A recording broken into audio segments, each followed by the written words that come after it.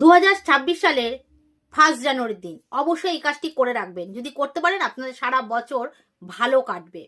কেন? প্রতিদিন যদি আমরা কাজটা না করতে পারি, প্রথম দিনটা সেই কাজটা আমরা যদি একটু করে রাখি তাহলে কিন্তু কিছুটা আগিয়ে থাকবো। আর সারা বছর করতে পারলে অবশ্যই ভালো। কি করবেন?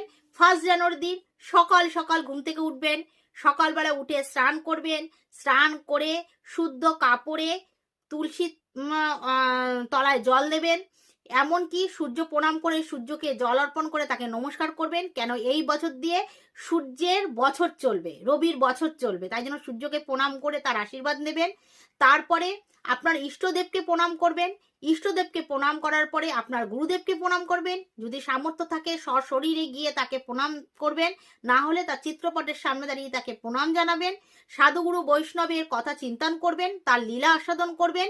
এমনকি মঠ মন্দিরে গিয়ে, ভগবানের মঠ মন্দিরে গিয়ে সময় কাটানোর চেষ্টা করবেন 1 জানুয়ারির দিন। এদিক ওদিক ঘুরতে না গিয়ে একটু মন্দিরে যাবেন, ভগবানকে দর্শন করবেন, ভালো কিছু কাজ করার চেষ্টা করবেন। সেদিনকে কাউর মনে কোনো কষ্ট দেবেন না, কাউকে দুঃখ দেবেন না।